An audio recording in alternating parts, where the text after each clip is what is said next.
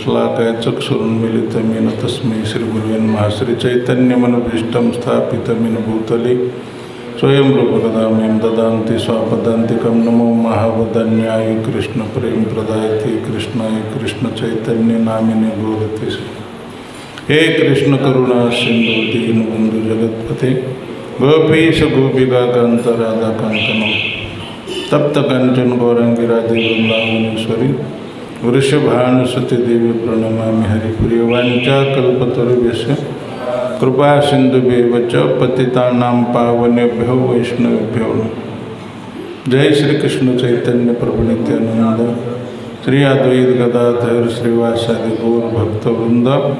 हरे कृष्ण कृष्ण कृष्ण हरे हरे, हरे राम राम राम हरे हरे। हरे कृष्ण कृष्ण कृष्ण हरे हरे, हरे राम राम राम हरे हरे। हरे कृष्ण कृष्ण कृष्ण हरे हरे, हरे राम राम राम हरे। मला गुरु अष्टकावर बोलायला सांगितलेलं आहे। जे आपण मंगल आरती गातो त्याच्यावर बोलायला सांगितले। 8 श्लोकाचे आणि मला सांगितलं 8 श्लोकावर बोला। मी म्हणलं 8 श्लोकावर काही होणार नाही, जेवढं होईन तेवढं। कधी कधी मला एकच शब्दावर बोलायची सवय, त्यामुळं मला नियम घालतात भरपूर। ते नियम नवीन प्रवक्त्याला ठीक आहे, ज्याला जास्ती लवकरच उरकतं त्याला ठीक आहे। माझं उरकतच नाही, त्याला मी काय करणार। तर पहिलं हे आहे, संसार दावा नल लीड लोक तृणाय कारुण्य घनघन प्राप्तस्य कल्याण गुणार्णवस्य वंदे गुरु श्री चरणारविंद। संसार शब्द आहे पहिला आणि गुरु अष्टक।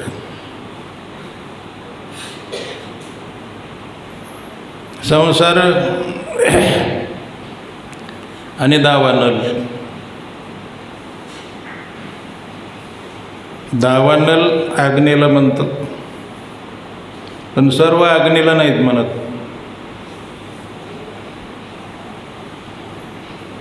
वनाला जी आग लागते त्याला दावानल म्हणतात।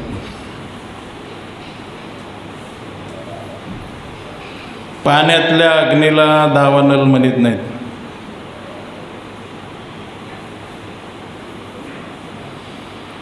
पाण्यामध्ये वडवानल नावाचा अग्नी असतो,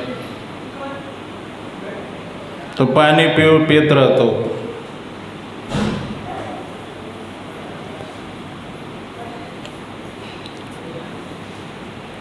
पाणी पावसाळ्यात एवढं जरी समुद्रात गेलं तरी समुद्र न वाढण्याचं ते कारण आहे की वडवानल पाणी सुकवतो। समुद्र किती खोल आहे हे सायंटिस्ट लोकांनी बघायला सुरू केलं। जास्ती पुढे गेल्यानंतर त्यांचे जे बोटी वगैरे होत्या त्या वितळायला लागल्या, म्हणजे खाली अग्नी आहे, गरम आहे। वडवानल हा प्रलय कालामध्ये वडवानल संपूर्ण तिन्ही लोकाला खाऊन घेतो किंवा सगळं पाणी पिऊन टाकतो। पृथ्वीला पाणी संपवत असतं आणि पाण्याला अग्नी संपवतो। आपल्याला सवय ही झालेली की अग्नी ही पाण्याने विझून जाणारे अग्नी पाहिलेला असतो आपण। त्या सवयीप्रमाणे आपण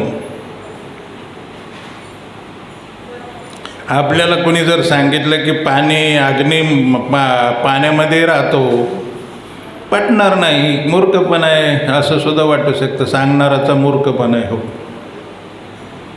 त्याला काय कळतं कुठं पाण्यात अग्नी असतो का? पण पाण्यात अग्नी असतो. 2-3 प्रकारचे अग्नी सांगितलेत. एक दावानल जो वनाला लागतो तो, जो पाण्यात राहतो तो वडवानल, आणि जठरानल. जठरानल तो पोटातच राहतो, शरीरात. शरीर कायम गरम राहतं आपलं. माझ्या शरीराला कोणी हात लावलं तर काही काही लोक म्हणतात फार गरम आहे प्रभूचं शरीर. पण एखाद्या वेळेस हात लावला आणि जर थंड वाटलं तर समजायचं उचलावं लागणार. आता गार पडले म्हणते, गार पडले आता उचलावं लागेल. हां, शरीरात गरमी नसली तर याला म्हणून समजायचं. तर अग्नी हे 3 प्रकारचे असते. ते तर अगदी प्रत्यक्ष उदाहरण जर पाहायचं म्हणलं ना पाण्यातल्या अग्नीचं, तर ही लाईट आहे ती सगळी पाण्यापासून तयार होते आणि ती विजू शकत नाही. आपलं खंदील वगैरे पावसात नेलं ना, वारं वगैरे सुटलं, पाणी पडायला लागलं, खंदील विजून जाणार. पण हे बल्ब विजू शकत नाही. हां, त्याची तारीवर किती पाणी पडलं तर तारी गार होऊ शकत नाही. हां, उलट पाण्यात करंट जाऊ शकतो. आणि हे वीज तयार जे होते आकाशामध्ये, विजा चमकत येतं. कुठं चमकत येत? ढगात पाण्यातून चमकत येत. तर ते वडवानल अग्नीला पाणी विजू नाही शकत. जर समुद्राला आग लागली वडवानल नावाचा अग्नी, तर तुम्ही विजू शकणार नाही त्याला. हे लक्षात ठेवा. 3 प्रकारचा अग्नी त्यात वर्णन केले की दावानल. नाही, एक गीतेमध्ये पोटातल्या अग्नीला हे सुद्धा म्हटलंय, अहम वैश्वा नरो भूत्वा प्राणिनाम देहमाश्रित प्राणापान समायुक्त पचमेन्नम चतुर्विधम. फोन बंद करून ठेवा. फोन बंद करून ठेवणे नम्र विनंती. फोन चालू करून ठेवू नका, नाहीतर त्या ह्याच्यात फ्लाईट मोडवर टाका, सायलेंट ठेवा. जीवाचं कल्याण व्हा, स्वतःचं कल्याणासाठी आपण ऐकत असतो. कथेला आपण होता होईन तेवढं उशिरा येत असतो. आणि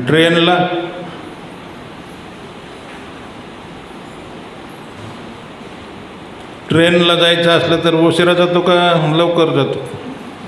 आणि उशिरा गेला तर ट्रेन राहील का? तुम्ही उशिरा जा, ट्रेन कधीच राहणार नाही. तुम्ही लवकर जा, अर्धा घंटा, ट्रेन 2 घंट्याने लेट येणार. तरी तिथं बसावं लागतं. बसावं लागतं का नाही?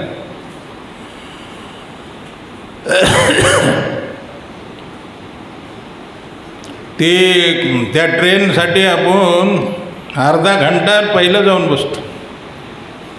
आणि ही जी ट्रेन आहे, ही कथा ही ट्रेन आहे, ही डायरेक्ट भगवंताकडून येणारी ट्रेन आहे. हिला आपण उशिरा येतो, त्यामुळं तुम्हाला देव घेत नाही. मातीत जा तिकडं म्हणणार. तिथे नालायक काही नेमकं प्रसादाच्या टायमाला पोहोचता, मला काय कळा ना, काय देव म्हणणार मला काय एवढं कळत नाही, वावळट आहे होय मी. हां, देव बावळट नाही आपल्या इतका, म्हणजे थोडासुद्धा नाही. आपल्या इतका म्हणण्यापेक्षा थोडासुद्धा नाही. सगळं ध्यान ठेवतो. उशिरा येणाराचं ध्यान ठेवतो. कोण उशिरा आलं तर काय झालं. कथेमध्ये जो लवकर येतो त्याचं चित्रगुप्ताला लिहिण्याचा आदेश नाही. कथा काळीचं जे वेळ आहे ती चित्रगुप्त म्हणजे यमाचा सेक्रेटरी, त्याला लिहिता येत नाही की यांनी काय केलं आणि काय नाही. तो झोपला तरी कथेत बसल्यावर लिहिता येत नाही, म्हणून कथेत येऊन झोपलं तरी चालतं. गुरुतत्वाचा विषय असं वर्णन केले की पहिले ह्याच्यात असं वर्णन केलंय की आपण जळतो, अग्नी पेटलेला आहे, चौकून आग लागलेली, गुरु काय करतात, पाऊस पाडतात, असं वर्णन आहे. हे कृपेचा वर्षाव करून त्या जीवाचा उद्धार करतात. गुणार्णवस्य म्हणजे गुणाचे सागर. सगळेच श्लोक ते सांगणार नाही, पण थोडक्यात तुम्ही लक्षात घ्या. नंतरच्या श्लोकात गुरुचे आचरण कसं असतं किंवा लक्षण कसं असतं ते सांगितलेलं आहे. पुढचं काय रे, महाप्रभू आणि वादित्र्य.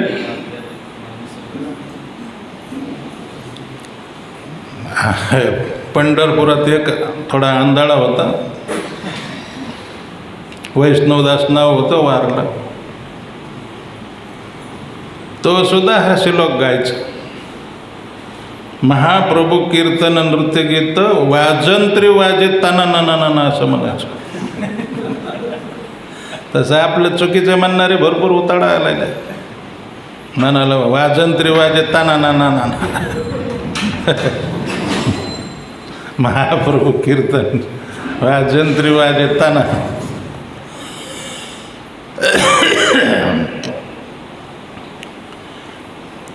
मनोनी जानतेन गुरु भजिजे तेन कृत कार्य होईजे जैसे मूळ सिंचन सहजे शाखा पल्लव संतोषती. जाणत्या माणसाने गुरुची सेवा करायला पाहिजे. जाणता शब्दाचा अर्थ आहे समजदार माणसाचं काम. ज्ञानी माणसं, जाणकार माणूस म्हणजे ज्ञानी माणूस, हाबरेट नाही, काही कळत नाही असं मूर्ख माणसाचं काम नाही. शहाण्या माणसाला संसाराच्या ह्या जळत्या अग्नीतून बाहेर निघायचं असेल तर, जळत्या अग्नीतून बाहेर निघायचं म्हणजे आपण सामाईन गोळा करायचा प्रयत्न करतो का बाहेर निघायचा प्रयत्न करतो? घराला आग लागल्यानंतर त्याला सांगावं लागतं का की बाहेर निघा आता? जिथून रस्ता मिळून तिथून उड्या हाणतात. खाली आग लागलेली असली तर काही काही खिडकीतून उड्या हाणतात. त्याला सांगावं लागतं का इकडून रस्ता, इकडून निघा बाहेर? रस्ता चांगला आहे का वाईट आहे का काही सांगावं लागतं का? हे रस्ता चांगला आहे, इकडून निघा बाहेर.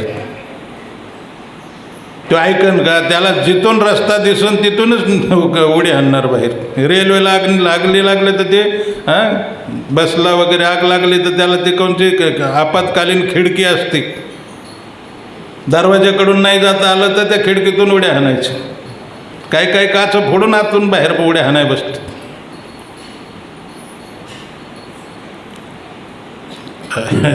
ज्ञानेश्वरी सांगितले झडझडून व्हायला निघ, झडझडून. तू जसं घराला आग लागल्यानंतर झटकून बाहेर निघतो माणूस, कोणाची पर्वा करीत नाही. तुम्हाला मी सांगतो, उडिया बाबा होते, उडिया बाबा मी सांगितलं असेल तुम्हाला, वृंदावनमध्ये प्रसिद्ध होते. ओडिसाचे होते, संन्यासी होते. आसाममध्ये गेले फिरत फिरत. आसाममध्ये एका घराला आग लागली. नीट लक्ष दे. आणि घराला आग लागल्यानंतर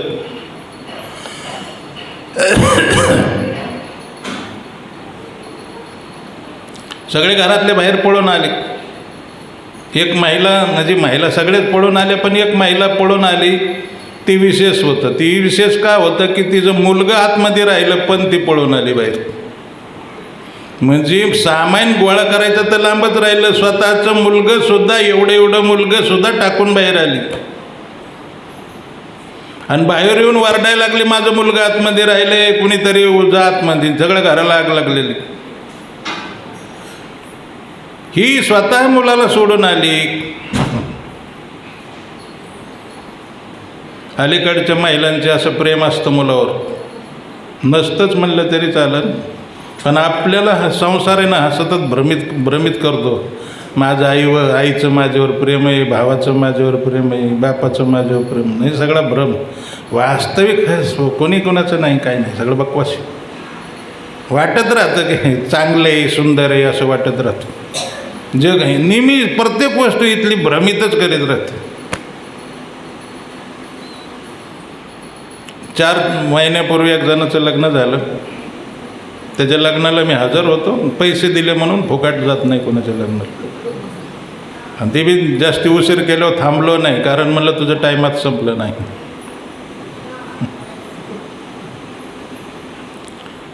लग्नाच्या आधी मीच त्याला सगळं डायरेक्शन दिलं होतं. सावताड्याच्या बामणाकडून बघून घे वगैरे. नाव सांगत नाही कोणाचं. काय 30 का काय गुण जुळले म्हणलं. भरपूर झाले, चांगले म्हणलं. परवा आलता माझ्यापाशी, वाकून गेला होता. 4 महिन्यामध्ये चेहरा पडलेला होता. मी म्हणलं अनुभव विचारावं, लग्न कसं वाटलं. म्हणला 2-3 दिवसातच वाटायला लागलं हे काय फसलो होतं आपण. 3 दिवस भ्रम राहतो की बायको आपल्याला चांगली मिळायला पाहिजे, आणि चांगली मिळाली आता मजा येईल. पण 3 दिवसांनीच ते लक्षात येतं की अरे हा भ्रम होता सगळा. तुम्ही म्हणलं काय रे. म्हणला बालिश आहे, बालिश. नाही ते बोलत राहा. आणि त्याच्या आई त्यांच्या तिकाडे लोक आहेत ना, तिकाडे म्हणजे माहेरचे, हां, त्याला सपोर्ट करीत राहतात किंवा काय, मग त्याला हस्तक्षेप म्हणा तो शब्द त्याने वापरला. हस्तक्षेप करतात सारखं. हां, अलीकडं मुलींचा संसार आईवडिलांनी बिघडून टाकले. भेऊ नकोस, आम्ही आहेत, आणि नाही जमलं तर निघून ये, असं पूर्वी शिकवलं जात नव्हतं. आणि आपल्याला त्याचा फायदाच आहे. जेवढं जमणार नाही तेवढं बघ, पुन्हा कोर्टात टाकून पैसे उगू, आणि पुन्हा दुसरं जमलं तर तिकडून बी पैसे काढू, असं शिकवतात. कोण? आई वडील. चांगलं वाग, घरी लवकर उठत जा वगैरे असं काही शिकवत नाहीत. 8 वाजता उठत जा, काम काही करू नको असं शिकवतात. म्हणजे आमच्या तिकडं सांगतोय, इथलं नाही. वाट लावली ते संसारच मुलांचे होत नाही, तर 2 महिनेसुद्धा मुली टिकत नाहीत आमच्या तिकडं. इथं मात्र चांगले बिडलं. बेकार निस्ता भ्रम आहे. वाटतं लग्न केल्यावर मजा येईल. मला सुद्धा एका ज्योतिषाने सांगितलं, म्हणलं हात दाखवला. मी लहानपणी तरुण होतो तेव्हा, 17-18 वर्षाचा होतो. लई लवकर लग्न करावं वाटायचं. तरुण वयात वाटतं केव्हा लग्न होईल माझं, असं मला वाटायचं. तुम्हाला वाटत होतं का नव्हतं माहीत नाही. लवकर लग्न झालं पाहिजे रे बाबा वाटायचं. म्हणून ज्योतिषाला विचारलं लग्न केव्हा होईल हे सांगण्याच्या हिशोबाने विचारलं. म्हणलं नुसतं आपला हात दाखवलं तेव्हा म्हणला तुझ्या जीवनात सुख ही सुख आहे. मला काय म्हणलं, तुझ्या जीवनात फार सुख आहे. संसार शब्दावर बोलतो त्याला म्हणलं सुख आहे. म्हणलं बरं झालं. कसं काय सुख आहे. म्हणलं तुझ्या नशिबात लग्न नाही. माझं तर टकोरच फिरलं. त्या आईचा नालायक म्हणलं 10 रुपये जास्त घे. म्हणलं पण खरं सांग. नाही म्हणलं खरं सांगतो लग्नच नाही. 10 काय 50 रुपये. आणि त्या काळात मग 50 रुपये 100 रुपये दिले तरी हे तुझं लग्न नाही आणि तुझ्या जीवनात सुखच सुख आहे. तेव्हा त्याचा खूप राग आला. पण आत्ता कळालं तो खरं बोलत होता. लक्षात आलं का. उशिरा कळालं की ते खरं होतं. ते बोललं ते मी सुखी आहे आता मजेत. बायको असते ना 8 घंटे काम करावं लागलं असतं उन्हात. पाहतो ना इथं पलीकडे काम चालू आहे. ते लोक मी ECमध्ये बसलेलो असतो आणि त्या खिडकीतून पाहतो ते लोक दिवसभर पाट्या वगैरे काही ना काही लेबर लोक कामं करीत राहतात. फुकाट नाही. बायका पोरं सांभाळणं फुकाट नाही. मूर्ख माणसं नुसतं ब्रह्म. आता त्या मुलाचं उदाहरण सांगितलं ते खरी घटना आहे. हां, तो 4च दिवसात म्हणला. 4च दिवसात वाटलं मला फसलो रे बाबा हे. पण सुरुवातीला वाटतं की लग्न केल्यावर मजा येणार आहे. मजा येते पण दुसऱ्या प्रकारची. रडायची पाळी. रडवतो. संसार शब्दावर बोलतोय मी. हा संसार आहे ना, रडवत राहतो. मी काय उदाहरण सांगत होतो? भोसले लग्न करायचं नाही का केलं? हां, सावध राहा, नाही तर पुन्हा कोर्टात. त्यांचा तडाखाच आहे. त्या अलीकडे लोकांनी त्यांना लाईटच आलेली अर्धी प्रॉपर्टी डायरेक्ट मागत येत. पहिल्यांदा जेवढं जमन तेवढं काढायचा प्रयत्न असतो. काय सांगत होतो मी? वडिया बाबाचं उदाहरण लक्षात येईल. स्वतःचा मुलगा बाई अनवरडती, पुन्हा शेवटी कुणी जायना म्हण पुन्हा स्वतःच आतमध्ये घुसली, इसरून बाहेर आली. म्हणजे किती फास्ट. तसं फास्ट बाहेर निघा म्हणतात ज्ञानेश्वर महाराज म्हणतात. जड जडोनी वहिला निघे भक्तीचे वाटे लाग दया पावसे अव्यंग निजधाम माझे. झडझडून इतका की ते मुलगा बाहेर काढायचं सुद्धा तिला आठवण नाही. स्वतः आतमध्ये शिरली, मुलाला घेतलं, पण त्या आज्ञेने चौकून घेरलं, वरडायला लागले आतमून बाहेर निघणं. मग उड्या बाबा तिथं होते संन्यासी, कुणीच आत्म, तिचा नवरा दीर वगैरे सगळे होते, सासरा होते, सासू होती, ननंद होत्या, कोणी आत गेलं नाही. माणसं होते कोणी गेलं नाही, तरुण लोक होते कोणी गेलं नाही. उड्या बाबा संन्यासी होते, पळत गेलं आणि तिला मुलासहित उचलून बाहेर आणले. आग त्याला म्हणतात दावानल. एकदा आग लागली ना, जळायला लागलं, त्या माणसाला कळतं. काय ना, एक मराठीत म्हण आहे, ज्याचं जळतं त्याला कळतं. हां, ज्याचं जळतं त्याला कळतं. लय लोकांनी स्तुती केली. परहित बसई जिनके मन माही, हां, तीन कहू जगत दुर्लभ कुच नाही, किंवा हां, परहित लागी त्याजई जो देही सतत संत प्रशंसई ते. दुसऱ्याच्या हितासाठी देहाचा त्याग करतो, लोक त्याची प्रशंसा करतात. त्या अमरनाथच्या यात्रेमध्ये लोक मेली. त्याच्यात एका मुसलमानाच्याच मुलांनी एक जणाची बंदूक अशी ओढली, रायफल ओढली, हां, मारलं त्याला जीवाच. पण त्याने ते बंदुकी धरले की हे मारू नका, यांना कमन मारतं. मुसलमानाचं आदिलशाह नाव होतं. त्याची एकनाथ शिंदेनी प्रशंसा केली. 5 लाख रुपयांनी घर बांधून देतो म्हणलं. का? मुसलमानच होता तो, आणि अतिरेकी सुद्धा मुसलमान. ज्यांनी मारलं त्यांची प्रशंसा केली का कोणी? पण त्यांच्यासाठी ज्यांनी जीव दिला, सतत संत प्रशंसा येते, प्रशंसा केली. मला काय सांगायचंय, तर उड्या बाबांनी बाहेर काढले म्हणून लोक लई, त्यांच्या घरातले सुद्धा स्तुती करायला लागले, बाबा तुमच्यामुळं झालं, तुमच्यामुळं झालं. आणि हे तिथं थांबले नाहीत, निघून गेले. 3 दिवस उपवास केला. 3 दिवस उपवास. संन्यासाचा नियम आहे, कुठल्याही स्त्रीला स्पर्श करायचा नाही. आणि जर चुकून केलं तर 3 दिवस पाणी घ्यायचं नाही. हे माहिती असून सुट्टा दुसऱ्यासाठी की बाबा आता दुसरा उपायच नाही, इथं कुणीच आतमध्ये जायला तयार व्हायना, म्हणून स्वतः उडी आणली. हे अग्नीचं स्वरूप सांगतो मी. संसार आहे ना, हा जळतो, जाळतो, सतत जाळीत राहतो. तुकाराम महाराज म्हणतो, संसार दुःख मूळ चौकडे इंगळ, विश्रांती नाही कोठे, रात्रंदिवस तळमळ. ह्या भ्रमात राहतो माणूस. लग्न केल्यावर सुखी होईन, मुलगा झाल्यावर सुखी होईन, पण मुलगा पुढं बुटाने हाणायला लागतं दारू पिऊन. सुख हा विषय त्याच्या नशिबात नसतो. पैसा आल्यानंतर सुख होईन असं वाटत राहतं, पण कधी सुख पैशावाल्या लोकातच मी कायम राहतो. अजिबात सुखी नाही. काही ना काही सतत प्रॉब्लेम आहेत. भरपूर पैसा आहे त्यांच्याकडं,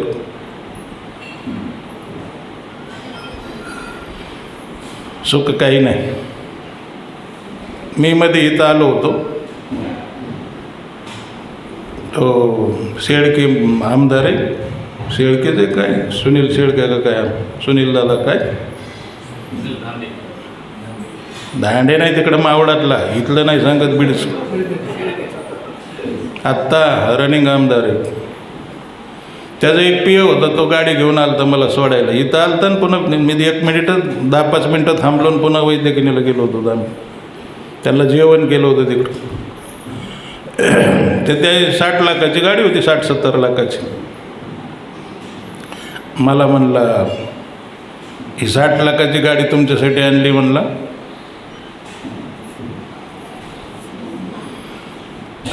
आपल्या घरात म्हणला काळी गाडी म्हणला 1.5 कोटीची गाडी.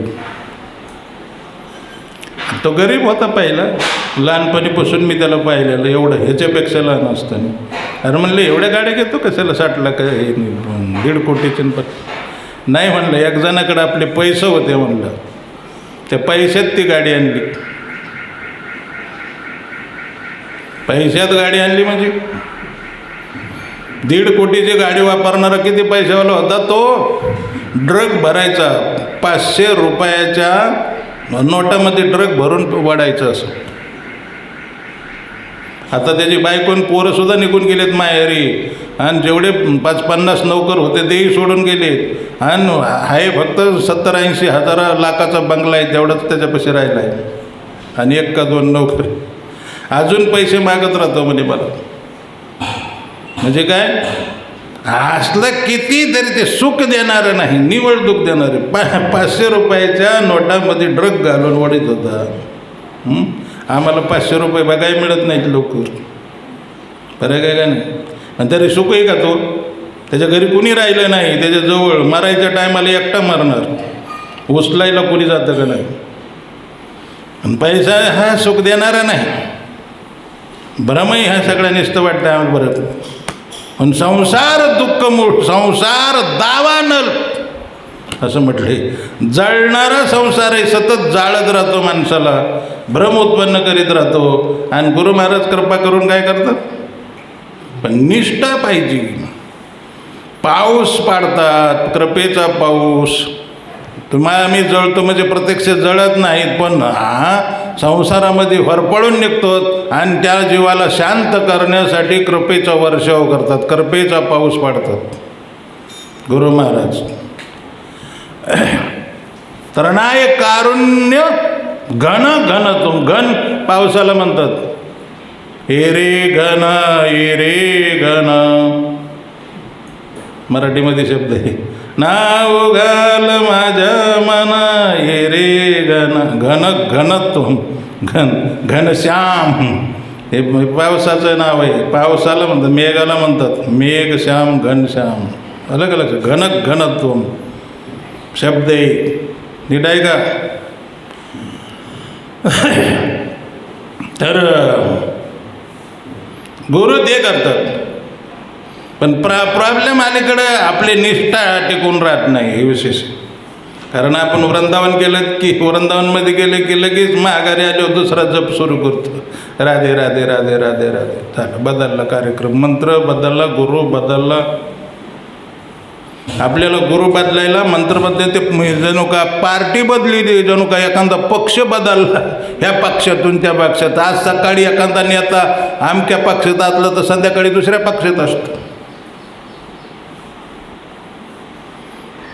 जान तेन गुरु भजिजे तेन कृतकारी, त्यांनी कृतार्थता प्राप्त होती. म्हणले कसं, जैसे मूळ सिंचने. हे मंगल आरतीवर प्रवचन आहे, लक्षात ठेवा. माझ्यासारखा पलाळ लावून सांगणारा भेटल्यानंतर तुम्हाला कवा ह्याचा अर्थ अंदाज यायचा. थोडं वाचून दाखवणारं, पटापट सांगणारं पाहिजे तुम्हाला, म्हणजे मग एकाच दिवसात 8 श्लोक झाले असते. माझा हे एकच श्लोक 8 दिवसात होणार नाही, 8 काय महिनाभर नाही व्हायचं. तेन कृतकान जैसे मूळ सिंचन, मूळ सिंचन. मूळाला सिंचन केल्यानंतर शाखा पल्लो संतोषती. उन्हाळ्याच्या उन्हामध्ये जर एखादं झाड सुकायला लागलं तर त्याच्या फाद्यावर पाणी फवार हाणून जमत नाही. मूळ सिंचन, पाणी कुठं वाचावं लागतं. मुळाला पाणी घातल्यानंतर सगळा वृक्ष हिरवागार होतो. तसं जर ह्या संसारातून बाहेर उद्धार करून घ्यायचा असेल तर म्हणून जाणते न गुरु भजीचे, गुरुचं भजन, गुरुची सेवा के भज शब्दाचा अर्थ सेवा, भज सेवायाम, भजन भजन भजन भजन बी अर्थ आहे आणि भज सेवायाम. किंवा दुसरा अर्थ तुकाराम महाराजांनी सांगितलं, सेवा ते आवडी उच्चारावे नाम. गुरुचं नाव नाही, भगवंताचं नाव. काही काही गुरु आहेत ना, त्यांचाच जप करावं लागतं, त्यांच्याच नावाचा जप, त्यांचं सगळं सांगितलं जातं. तसं जमत नसतं. गुरुचं काम कसं आहे, पुरोहितासारखं काम आहे.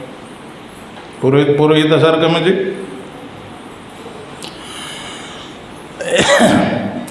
नवरा नवरीचं लग्न लावून द्यायचं आणि बाजूला व्हायचं, सांगायचं हा नवरा आहे तुझा, त्याची सेवा करीत राहा. असं नाही म्हणायचं मी पुरोहित आहे, तुमचा कुळगुरू आहे, माझी सेवा करीत राहा, नवरीची सेवा करायची गरज नाही, माझ्या संग राहा. असं म्हटलं तर लोक काय करतील, तिथंच बुटाने हाणतील. तसं काही काही लोक स्वतःलाच देव मानतात आणि शास्त्रात, सगळ्या शास्त्रात सांगितले. हां,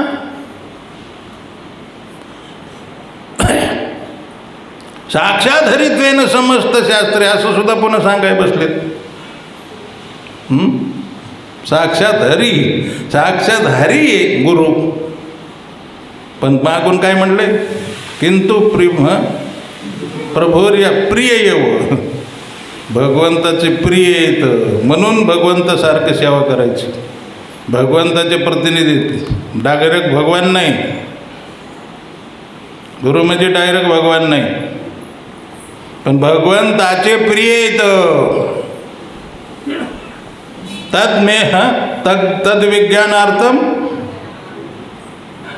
तद्विज्ञानार्थम गुरुमेव विगच्छत. गुरुचे विधी त्याची तद्विधी प्रणिपातेन, तिथं प्रणाम केला पाहिजे, गुरुला जाऊन साष्टांग दंडवत केला पाहिजे. तद्विधी प्रणिपातेन परिप्रश्नेन सेवय. गुरुचा निष्ठा हा महत्त्वाची निष्ठा आहे. निष्ठेसाठी एक उदाहरण सांगतो.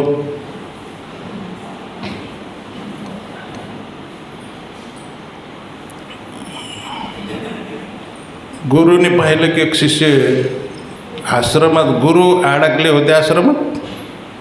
कधी कधी जे पक्के भक्त असतात ना, त्यांना ते आश्रमसुद्धा कधी कधी उपाधी वाटायला लागतं. उपाधी म्हणजे नसलेला झमेला, संसारासारखंच वाटायला लागतं, गृहस्थीसारखंच वाटतं. सगळं बघावं लागतं. इथं काय, ह्याला जेवायला आणा, त्यांना भाज्या आणा, हे करा आणि ती करा. काय सोपं आहे काय, गाईला चारा टाका.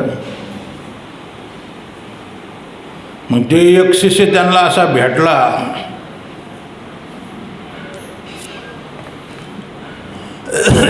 की तो सगळं न सांगता सगळं करायचं. त्यांना वाटलं हे योग्य. म्हणले आता काय कर, म्हणले सगळं तुला महंत बनवलं. म्हणले आता मला काय बोलू नकोस. म्हणले तू आतापर्यंत उत्तर दिलेलं नाही, जाण तू आता महंत बन. हा, इथं म्हणजे महंत म्हणजे तिथला अध्यक्ष, बाहेर अध्यक्ष म्हणत नाही तर हा महंत म्हणतात. म्हणजे तो सगळा चालक तिथला महंत बनवलं. आणि म्हणजे ह्यांनी जोडी उचलले, चाललो म्हणले मग आपलं मी आता कुठेतरी गंगा यमुनाच्या किनाऱ्याला जाऊन भजन करणार. म्हणले गुरु महाराज, ही तुम्ही मला दिलं लगेच चालले. मला तसं जर केलं ना मी बी राहायचो नाही, मग मी बी येईन तुमच्या संग. मला कशामुळे तिथं अडकवतात तुम्ही, निष्ठालीन मला अडकवता काय. अरे म्हणले तुला आतापर्यंत उलटा बोलला नाही, माझ्या आज्ञेचं बोला नाही. म्हणले काही करा पण ते तुम्ही गेल्यावर मला नाही जमायचं इच्छा. तर ते मग म्हणले ठीक आहे, 1 वर्षभर अजून राहतो, 1 वर्षभर राहतो. म्हणले सगळं तुला दिलंय पण अजून काही राहिलेलं तेवढं बाकी. ते म्हणले अजून काही राहिलंय का. म्हणले सगळी संपत्ती मठाची तुला दिली, आश्रमाची तुला दिली, पण आध्यात्मिक जी वारसा होता, आध्यात्मिक संपत्ती जी होती ती माझ्या जो हृदयात होती ती सुद्धा तुला आता देऊन टाकतो. ह्या वर्षभरात ते सगळं तुला देऊन टाकतो. आणि मग तो इथं कारण जेव्हा आठवण येईन तेव्हा माझी त्या संपत्तीची आठवण करायची. आध्यात्मिक ज्ञान तुला देणार आहे, त्या म्हणतो तू शांत राहशील. एक गुरुचा अलग अलग प्रकार असतील. एक श्रीमंत माणूस वृंदावनला आला, नीट आहे का?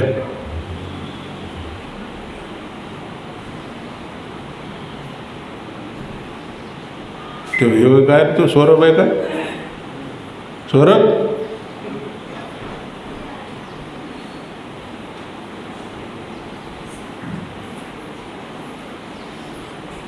मागा जे उदाहरण सांगितलं ते ह्याचंच होतं.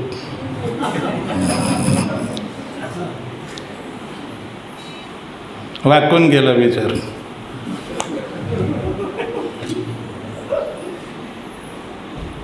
मी खोटं सांगतच नाही, खरे उदाहरण सांगतो, फक्त नाव कुणाचे सांगत नाही. आता ते समोर आलं म्हणून त्याच्या तोंडावर सांगाय काय हरकत नाही. काय सांगत होतं, वृंदावनला भांडोली माताची काय ते इतक्या लवकर कशाला, अजून टाईम आहे प्रसादाला. भांडोली प्रभू इतकं आल्याबद्दल आभारी.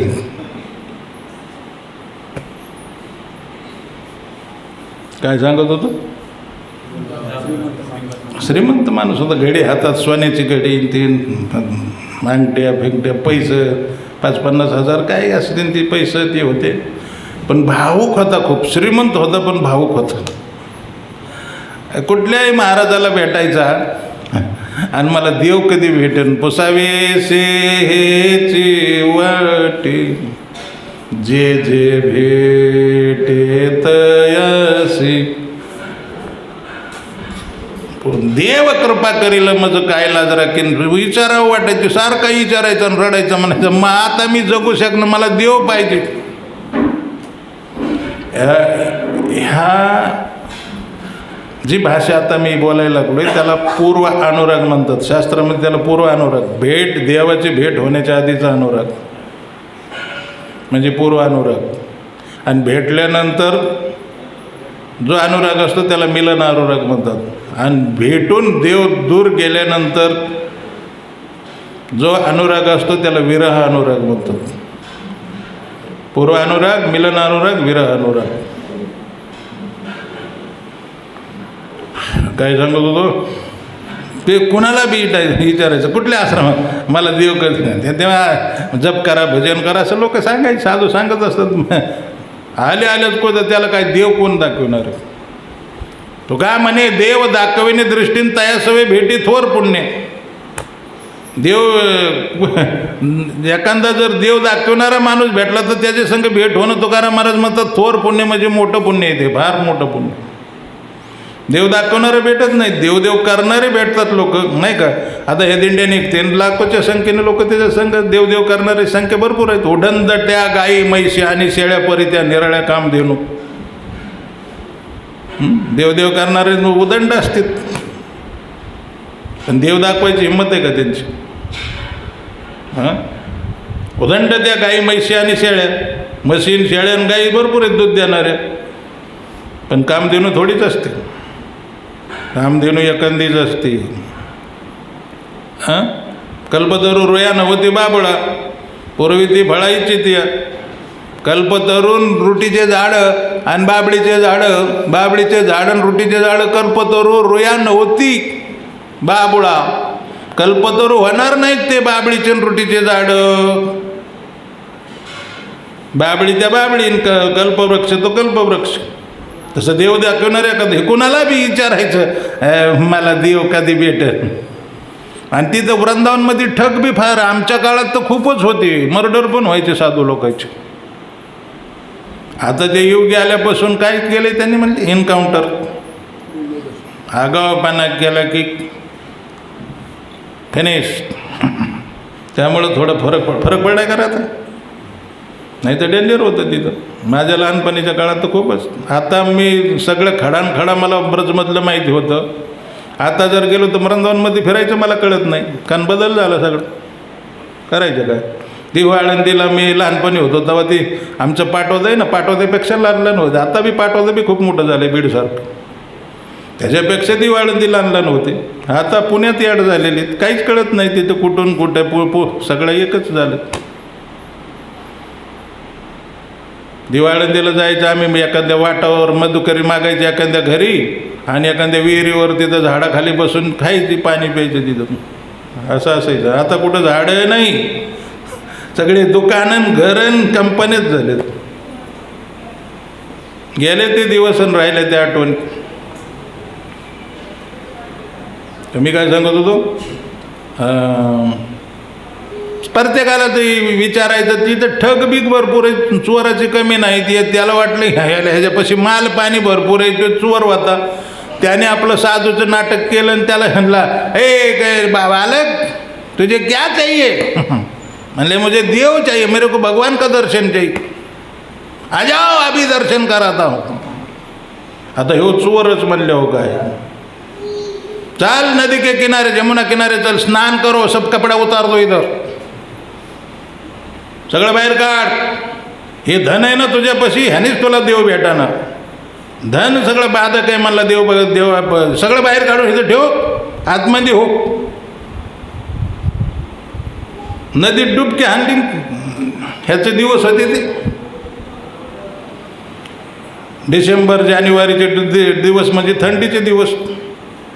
सांगितलं तिथंच उभा राहा, नदीत आंघोळ करून उभा राहा, मंत्र देतो कानात, मंत्र फुकतो म्हणला तुझ्या कानात. मंत्र काय, गोविंद जय जय, गोपाल जय जय, हेच मंत्र. ह्याला तरी कुठे चोराला मंत्र कुठे येत असतो. मंत्र काय म्हणे, जरा डोळे झाकून, मी जेव्हा डोळे उघड म्हणेन तवाच उघडायचे. हे उत्तम अधिकारी होता. गुरुमुख पद्मवाक्य चित्ते करी ऐके आरण करी म्हणे असं. थंडीमध्ये उभा राहिला डोळे झाकून. ह्याने काय, ह्याला तेवढंच पाहिजे होतं. ह्याने सगळं गबाळ उचलले की गायब. ह्यो काय ह्याला डोळे उघडतोय आता, ह्यो बी डोळे उघडे ना, ह्यो रात्रंदिवस तिथं पाण्यात उभा. गोविंद जय जय, गोपाल जय जय, राधा रमण हरी. पुढचं नव्हता म्हणत तो, गोविंद जय जय गोपाल. गुरुमंत्र जेवढा मिळाला तेवढंच सारखा जप. देवाला वाटलं ह्या मूर्खाला ह्याने इथं पाण्यात उभं केलंय. देवाला धीर धरवत नाही देवा धीर. तुकाराम महाराज म्हणतात, जेव्हा खरा निष्ठेने जो भजन करतो ना, देवाला धीर राहत नाही. देवाला वाटले, हे म्हणजे देव आले प्रत्यक्ष, म्हणले ए डोळे उघड, मी आलो. म्हणले तुम्ही कोण? म्हणले भगवान आहे. नाही नाही म्हणले, मी नाही उघडायचो डोळे, मग आमच्या गुरुने सांगितले डोळे उघडू नको. ह्याला निष्ठा म्हणतात. आपलं कसं आहे, निष्ठत असतो आपण. येळ आली ना आपण लगेच निष्ठत होतो. तो काय म्हणला, अरे म्हणले ते देव, म्हणले कशाचा गुरु, भोंदू आता देव, पैसे लोबाडायचं. हां म्हणले, मग तर तुम्ही अजिबात बोलायचे नाही. माझ्या गुरुची निंदा सुरू केली. माझ्या गुरुची निंदा करता म्हणलं, अजिबात बोलायचं नाही. देव असं नाही तर कोणी असं, तुम्हाला बोलेलच कोणी इथं.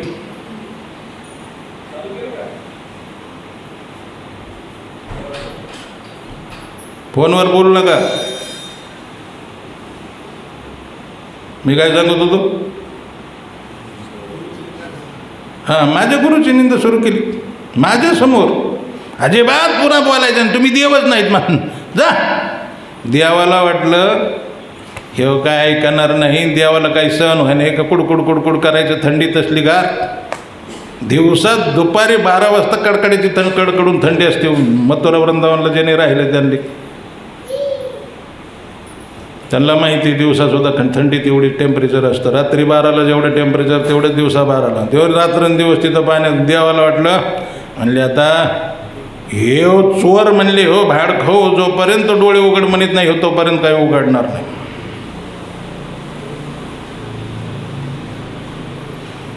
देव त्याच्या स्वप्नात गेले, म्हणले भाड खाऊ, म्हणले लाज वाटते का तुला?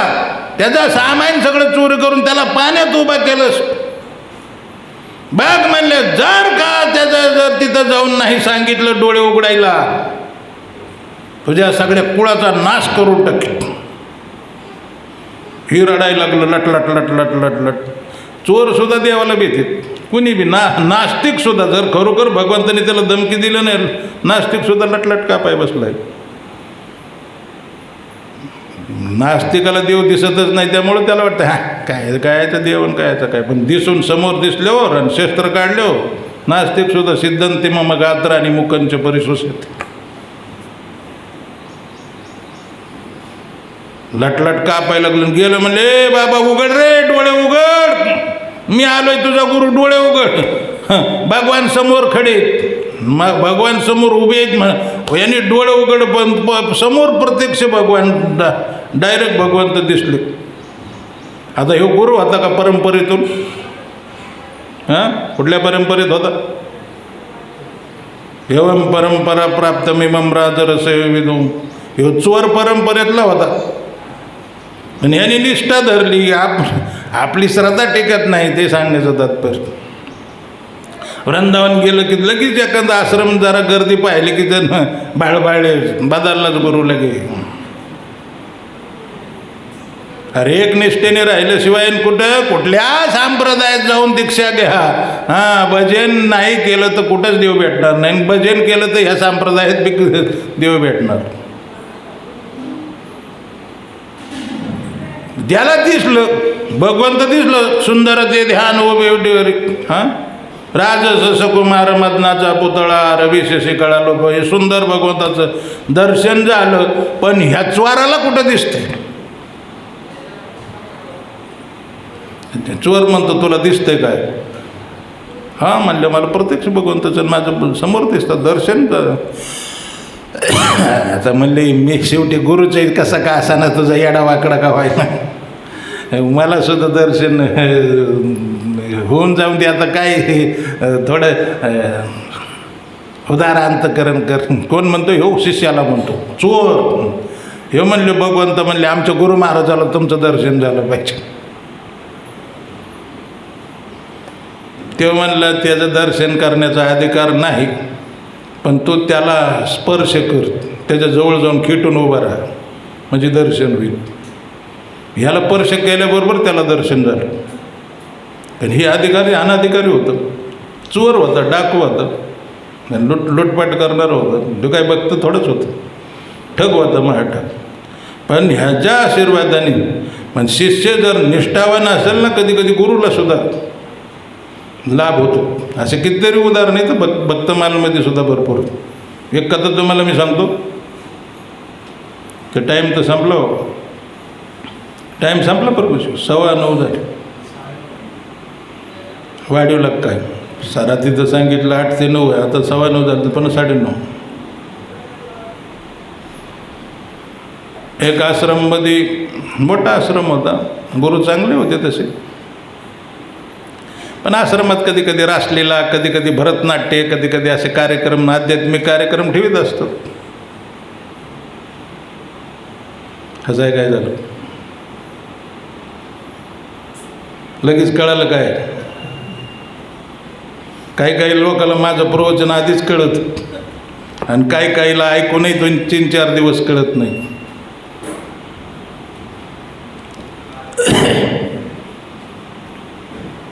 मोठा आश्रम होता, शिष्यमंडळ भरपूर होतं.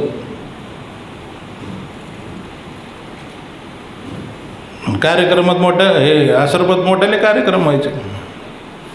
कधी देवाचं नाटक महाभारतावर, कुठं काही किचकवध, कुठं काही असं नाटक असायचे पहिले. मी एका नाटकाचा डायरेक्टर होतो.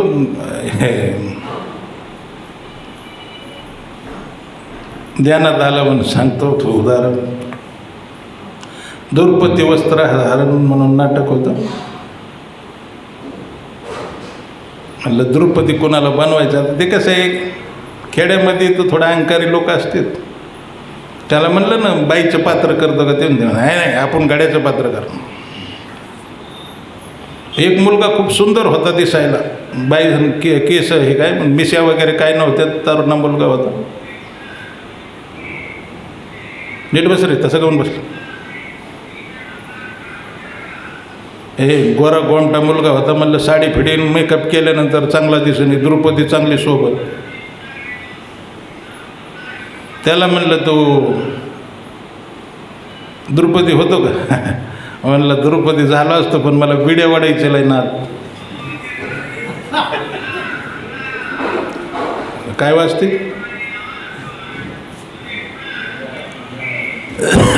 ते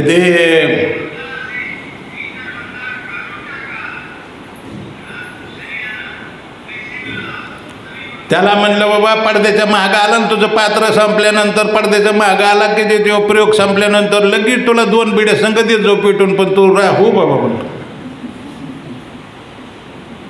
ते म्हणलं बिड्या वाढायला मिळत असलं मी होतो म्हणलं. मात्र मागं आल्या आल्या मला बिडी पाहिजे. म्हणलं बरं स्वस्त काम आहे म्हणलं, सिगरेट वरडी वडीत नसती तरी बरे अजून ते माग पडलं असतं. एकदा आलं पडद्याच्या मागं बिडी वडलं भलं तो बरं, त्याचं बोलायचा टाईम आला ते आलं बाहेर, पण ते धूर सोडच नाही त्याने. गालकच भरलेले धूर. त्यानं कृष्ण म्हणायचा बोल ना द्रुपदी बोल ना. हे कुठं बोलतो, हे तर तोंडात धूर. अगं बोल, का बोलत नाही, बोल ना तू, असं म्हणलं. हे गेला बोलायला, गाप कोणी धुराचा कोटच निघला बाहेर. मला काय वाटलं ह्याला संवाद आठवत नसते म्हणून मी पडद्याच्या मागून हळूच सांगायचो. संवाद आठवत नसून पाठीमागून सांगायचा प्रयत्न करायचो. पण ह्या गाढवाच्या तोंडात धूर आहे मला काय माहिती. बाहेर त्या नेमकं कामून बोला नाही, पाठीमागून सांगून बी म्हणून बाहेरून बघितलं तर तोंडातून गापकुनी धूर निघला. अगा गा गा गा गा म्हणलं आता लोक आपल्याला बडीलेशिव राहणार नाही. द्रुपदी बिड्या वडते म्हणल्यावर काही खरं नाही रे म्हटलं. हे नाटक पुन्हा कधी करायचे नाही.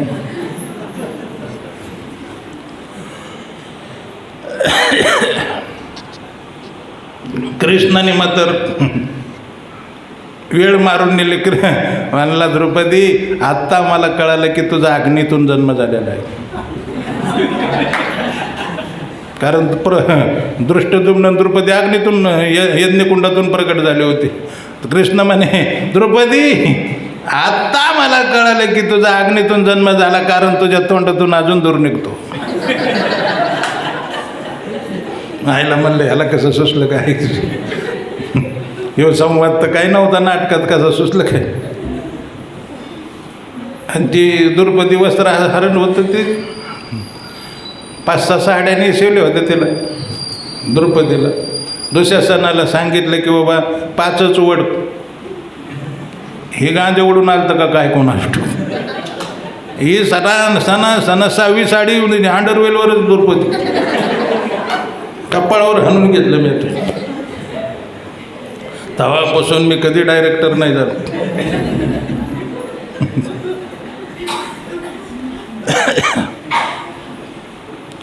काय सांगत होतं त्या मोठा आश्रम होता आणि त्याच्यात असे भरतनाट्य वगैरे आपल्या मुंबईला सुद्धा ऑडिटोरियममध्ये मोठे मोठे कार्यक्रम व्हायचे. मी होतो 6 वर्ष मुंबईला होतो. सगळे हिरो यायचे तिथे, हेमा मालिनी ते सगळे यायचे. पण मी कधी BR चोपडा हे मी कधीही गेलो नाही त्या ऑडिटोरियममध्ये. हिरो आले म्हणलं की जाणारच नाही. हे नितीन भारद्वाज काय नितीश भारद्वाज का काय तो कृष्ण झालेला सगळे यायचे तिथं. अजिबात नाही. आपल्याला काही मुलं तर तिथं जाऊन हेमा मालिनीच्या शेजारी तिथं जाऊन उभं राहून फोटो काढून मी हेमा मालिनी संग फोटो काढा. मातीत जा तिकडं फोटो काढून काय मिळणार आहे. काय सांगतो ते हिरो आहेत ना ते 90% हिरोचे ते आपल्या मंदिराच्या आसपासच बंगले आहेत सगळे. अमिताभ बच्चनचे त्याचे राजेश खन्नाचे सगळे बंगले ते जुन्या काळातले हिरो. जोलाच बंगले आहेत त्यांचे त्या लोकांचे 90%. काही नाही. तुमच्या आमच्यासारखेच माणसं आहेत. आता त्यांचं झिरो झालेले असते. हे पहिले हिरो होते आता झिरो काय गेलेच. हिरो कधी होऊ नका. तर ते ऑडिटोरियममध्ये भरतनाट्यम वगैरे असे मोठे मोठे कार्यक्रम नाटक वगैरे आपले भक्तसुद्धा नाटक तयार करायचे. तर ते ऑडिटोरियममध्ये ते का नाही नाचणाऱ्या महिला त्या कशा असतात ते आपल्या भरतनाट्यममध्ये नाचतात वगैरे, नृत्य वगैरे करतात, शास्त्रीय नृत्य, ओडिशी डान्स. तसं हे आश्रमात आणीत होते. पण त्याच्यात एक मुलगी खूप सुंदर होती. त्या महंताला म्हणजे तिथल्या मंदिरच्या अध्यक्षाला आवडली ती. मग ते पुन्हा पुन्हा फोन करून त्याला बोलून घ्यायचं. कालांतराने ती त्या मंदिरात त्या मठातच राहायला लागली. आणि मठात महिलांनी हे वगैरे जास्ती राहायला लागले ना, समजायचं पतन झालेलं आहे त्या लोकांचं. माझं थोडं कडक बोलणं येत असतं, सहन करावं लागतं थोडं थोडं. ते लोक जे राहत होते निष्ठेने वगैरे काही राहत होते ते त्यांनी सोडून दिलं आश्रमाला. काय सगळे चव गेले आश्रमाचे, काय खरं आहे. महाराज बिघाडा, गुरुच बिघाडा म्हणले, काय खरं. पण एक पहिल्यापासून निष्ठावान होता, तो टिकूनच राहिला कायमस्वरूपी. सेवा. पण ती बाई आल्यानंतर तर ती त्याला धुसफूस करायची, खावडा खाऊ, बीडचे शब्द आहेत कळतात ना. ती बी त्रास द्यायला लागली, माझी साडी धु, माझे कपडे धु, अमुक कर, जिजाबीन, गुरु महाराजाची सगळी. गुरु महाराज बी खावडायला लागले. त्यांना वाटायला लागले बाकीचे गेले, ह्यो बी गेला असता तर बरं झालं असतं. पण ह्यो काही हान्न मार करा, शिव्या द्या, काही करा, हल्लाच नाही, सेवा कायम करीत राहिला निष्ठेने. भगवंताला सहन झालं नाही. भगवंत गरुड घेऊनच आले तिथे. पहिलं तर गरुड खाली उतारला, ह्यो जाऊन गरुडाला दंडवत केलं. गरुडाचे पायन ठेव येळू येळा डोई, पाया पडला. म्हणले गरुडजी महाराज. अरे म्हणले मी एकटा नाही, भगवान आले. म्हणले कशासाठी. लाभ फार कृपा केली म्हणले माझं. अरे कृपा नाही म्हणले, तुला वैकुंठाला न्यायला आलो. म्हणले वैकुंठाला. हा म्हणले वैकुंठाला. म्हणले आलो असतो, पण गुरु महाराज आराम करते, ते त्यांना विचारल्याशिवाय येणार नाही. ठीक आहे म्हणले, त्यांना उठू दे.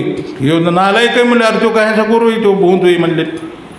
नाही म्हणले कसं असं नका, आमचे गुरु महाराज, गुरु निंदा करू नका म्हणले. कानातच बोट घातले, माझ्या गुरुची निंदा नका करू. मला पक्क माहिती, परम सत्य किंवा आत्मा हा हमेशा निष्कलंक असतो. घडणाऱ्या घटना त्या रजगुण तमगुण सत्वम प्रकृती, प्रकृतीच्या क्रिया, प्रकृती क्रियामान आणि गुन्हे कर्माने आत्मा करता नाही, भोगता नाही. त्याजवळ त्या आत्मा हा कुठल्या गोष्टीत लिप्तच होत नाही. अज्ञानी जीव अहंकार मुळे आत्मा करता आम्ही ती मान्यते. गुरु महाराज मी आत्मस्वरूप गुरु केलेलं आहे, हे काय शरीराला बघून गुरु केलं का. त्यामुळं गुरुचं पतन होण्याची शक्यताच नाही म्हणून त्यांनी सांगितलं. बरं म्हणले ठीक आहे. तर गुरु महाराज झोपले, उठले, हे गेला पाया पडला. आणि अरे म्हणले का रे. म्हणले बघा ना दारात कोण आले. म्हणले कोण. म्हणले भगवंत इथं गरुड घेऊन. हे म्हणले, हे बी रडायला लागलं, गुरु रडायला लागला. म्हणले मी तर पतित झालेलो आहे, माझ्यामुळं तर देव येणार नाही मला गॅरंटी, पण तुझ्यामुळं आलेत. आता एकच काम कर, माझ्यावर एवढी सेवा केलीस, उपकार कर की म्हणा मी येतो वैकुंठाला, पण माझ्या गुरु महाराजाला पण घेऊन चालू.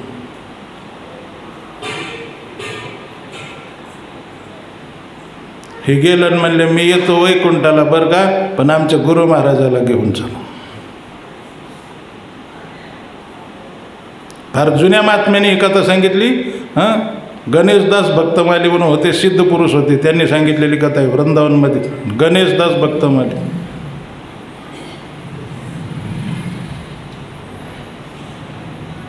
ठीक आहे म्हणले, आता तुझ्यामुळं त्या गुरुला पण त्याची लायकी नाही वैकुंठात येण्याची, पण तुझ्यामुळं तुझ्यावर विशेष माझं प्रेम आहे म्हणून त्याला बी. हे जायला लागल्यावर ती रांड जी होती, हे रांड म्हणतो ती बाई, मला काही शब्द सुचत नाहीत बोलायचे. ते म्हणले आपसात काय चर्चा चालली तुम्हाला तुका गुरु शिष्याची. हा म्हणले आम्ही वैकुंठाला चाललो.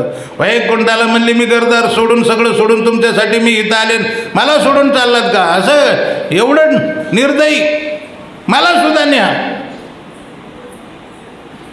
भगवंत म्हणले वैकुंठात काय तुंतुन वाजून तमाशा करायचा काय? तुला न्या आणि ह्याला न्या, अजिबात जमायचं नाही.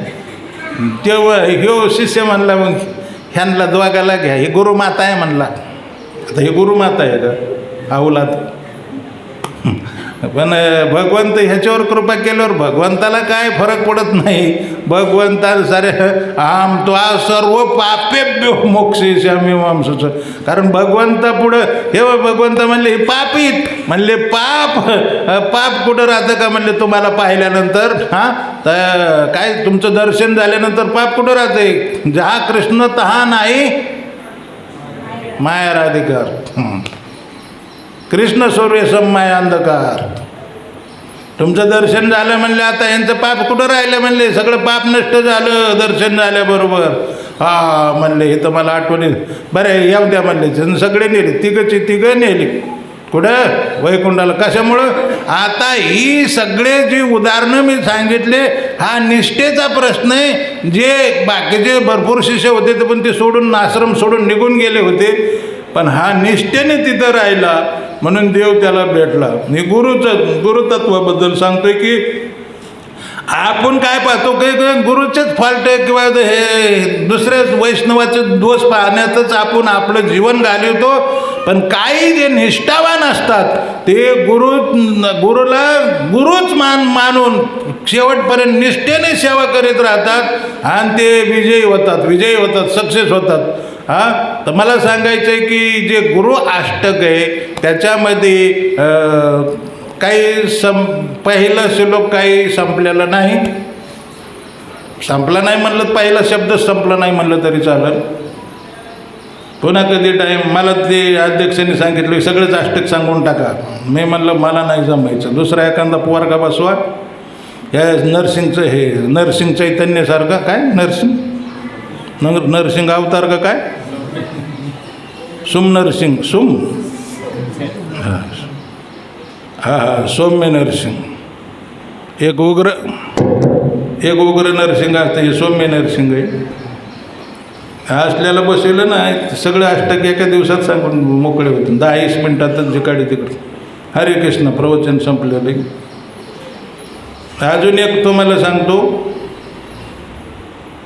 सीता माताजी गेली पंढरपुरात, त्यावेळेस मी तिथंच होतो. गुरु महाराजांनी मला बोलून घेतलं आणि सांगितलं संतदास तू पंढरपूर भूवैकुंठ प्रोजेक्टासाठी कलेक्शन कर. मला सगळं माहिती होतं की हे जे काँग्रेगेशन लोक आहेत ह्यांनी मायापूरला दिलेलं आहे आणि तेच सगळे लोक मला ओळखीत, दुसरे नवीन लोक कुठून आणायचे. आणि पुन्हा पंढरपूर प्रोजेक्टाला बी दिलेलं आहे. मी तर म्हणाय गेलो की ते म्हणजे आम्ही दिलं आहे. आणि आता गुरु महाराजांचा आदेश आहे की त्यांनी कलेक्शन करायला पाहिजे.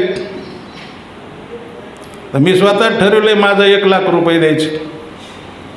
आणि हे बी चॅलेंज करून सांगतो, बीडमध्ये सगळ्यात जास्ती जो पैसा देईन त्याच्यापेक्षा 1 रुपया मी जास्ती देईन स्वतः. कारण माझे नावावर शेती आहे, ती जवळजवळ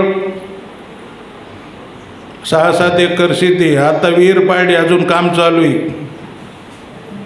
40 फुटाचा गाळ्या धरलेला आहे आणि 50-60 फूट खाली घ्यायची. पाणी अडीच परसावरच पाणी लागलेलं आहे. आणि सगळी शेती रोडवर आहे, भायाळा बीड रोडवर आहे. वैद्यकीय आहे ना रे. 8 लाखाला गुंठा मागतात. 1 एकर एकली तरी चालतंय, काय फरक पडत नाही मला. कारण गुरु महाराजांची इच्छा आहे. स्वतः 1 लाख रुपये आत्ता मी देणार आहे.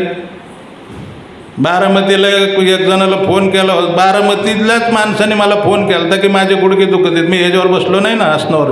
त्यांनी सांगितलं मांडी घालून वगैरे गुडघ्यावर जास्ती ताण येईन असं बसू नका. गुडघे सुजले होते. बारामतीला आपले 2-3 हॉस्पिटल आहेत डोळ्याचं, हे आपल्या भक्तांचे हॉस्पिटल आहेत. जगन्नाथ हॉस्पिटलमध्ये गेलो होतो, हाडाचं हॉस्पिटल आहे. तर त्यांनी सांगितलं होते पुन्हा चेकिंग करायसाठी गाडी पाठवू का? तर मी म्हणलं मी चांगला आहे सध्या, आता मी मला माझ्यावर अजून एक आले, म्हणलं गुरु महाराजांनी मला कलेक्शन करायला सांगितलं आहे, जरा त्रास व्हायला लागला तर मी येईन म्हणलं तिकडं, गाडी पाठव म्हणून सांगेल. तर ते ठेवू का म्हणलं फोन, असं म्हणलं आणि फोन ठेवला आणि 2 मिनिटांनी पुन्हा फोन केला आणि म्हणले आमच्या पत्नीचं आणि आमचं ठरले प्रभूजी आम्ही 1 लाख रुपये देणार आहेत. प्रसिद्ध भक्त येतं ते आपले गुरुभाऊच येतं. त्यांनी अजून सांगितलं की माझं नाव कुठं सांगू नका, त्यांच्या पण जमिनीचा सौदा चालू आहे. त्यांचा मुलगा एक, मी गेल्यापासून त्यांचं बरंच कल्याण झालेलं आहे. त्यांचा मुलगा एक MBBS झाला, एक मुलगा फार आजारी होते, दोन्ही मुलं ते सगळे नीट झाले. मी आयडिया दिलं त्याप्रमाणे केल्याप्रमाणे ते केलं, ते सक्सेस झाले. जमीन पण त्यांच्या नावावर नव्हती, सगळी बहिणीच्या नावावर बापाने केली होती. ती जमीनही त्यांना मिळाली आणि ती संपूर्ण हायवेला टच आहे जमीन. तिथं हॉस्पिटल करायचं, तिथं काही जमिनी काय त्याच्यात म्हणले जर अजून मोठी रक्कम देईन पण माझं नाव कुठं सुचवू नका. कलेक्शन होणारच आहे आणि तुम्हाला सुद्धा थोडं थोडं द्यावं लागेल, कारण सगळ्यात जास्ती माझे प्रवचन ऐकले, त्यामुळे मी त्या दृष्टीने मी सिनियर आहे आणि तुमचा शिक्षा गुरु आहे. दारात आल्यानंतर खाली लावू नका ही नम्र विनंती. थोडं थोडं का होईना फुलाची पाकळी 4-2 लाख रुपये जर इथं जमले तुम्ही, आणि हे ध्यानात ठेवायचं की हा जो स्कोर पहिला मॅनेजमेंटला तुम्ही हप्ते द्यायचे ठरवलेले त्याचा ह्याचा काही संबंध नाही. नाही तर म्हणताना आम्ही संतदासला दिला आणि ते लोक म्हणते ह्या भाडखाऊने आमचेच हप्ते गोळा करून आणले, ते स्वतः कलेक्शन कुठं काय केलं. त्यामुळं माझा स्कोर सेपरेट झाला पाहिजे आणि मी बीडचा भूमिपुत्र आहे आणि तुम्हाला थोडा अभिमान पाहिजे की मी ह्या बीडचं कुणीच इस्कॉनमध्ये नव्हतं, तवा इस्कॉनमध्ये होतो 1980 साली. त्या दृष्टीने तुम्ही थोडी सहकार्य करा आणि दाखवून द्या की गुरु महाराजाला की बीडमधून बी पुन्हा डबल कलेक्शन झालेले संतदासमुळं काहीतरी झाले. आणि एक गॅरंटी मी तुम्हाला देतो का अलीकडं कलेक्शनचा भरवसा राहत नाही. मी एक गॅरंटी तुम्हाला देतो की ह्याच्यातला 1 पैसा बी खाणार नाही, माळेला हात लावून सांगतो. 1 पैसा, सगळे पैसे वाटल्यास तुम्ही इथं जमलेला पैसा प्रल्हाद प्रभूला जाऊन विचारू शकता की हा संपूर्ण पैसा संतदासनी तिथं आणला का नाही. प्रवचन संपलेलं आहे. हरे कृष्ण.